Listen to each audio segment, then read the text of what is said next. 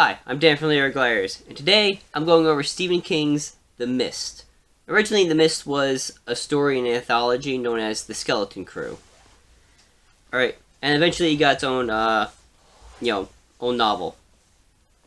The Mist basically tells a story about a small town in Maine, like most of his works, where a group of people, we kind of see how they are on their regular day after a bit of a storm hit.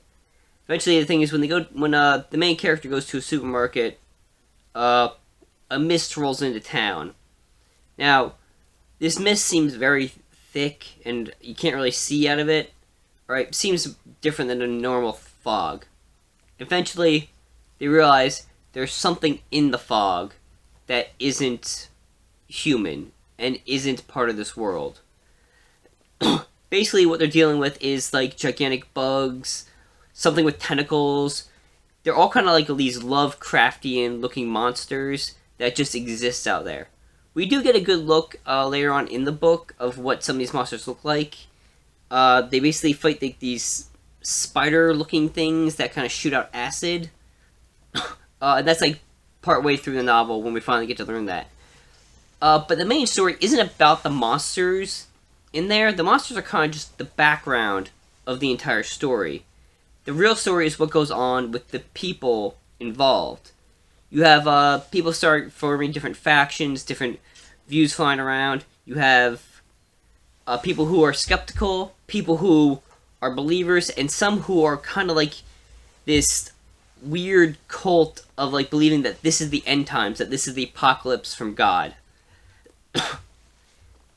Throughout all this, it creates a lot of tension between the humans, and we see that. Alright, so yes, the monsters in the mist are scary and do pose a problem in the beginning. They're not the main antagonists of the film. The main antagonists are the other people that they're around, because in a time like of people that are uncertain, there's going to be skeptics. There's going to be people who believe. And the thing is, I feel it's kind of a commentary on like, clashing views. When nobody has the right answer, everyone wants to believe that they are right. And by those clashing views, it ends up leading to arguments, fights, and even violence, which happens in this book. Alright, the real main antagonist, I would have to say, would be the religious lady who keeps telling everyone, this is the end times, everyone's gonna die, and keeps joining people to her side. The book has a real interesting feel, because the thing is, while yes, there are creepy monsters, and we don't really get an answer to what these things are, or how the mist was created, and it's kind of believed that the mist is all over the world. We don't know how far it's actually gone.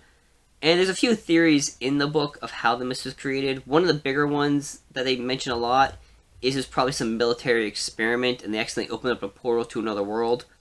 That's neither confirmed nor denied. It's just a theory that people have in the book. I think it's a really great read, and definitely one of Stephen King's best works. The ending is a little anticlimactic, but, that's neither here nor there. I like the ending myself, personally, but some people have said it's anticlimactic.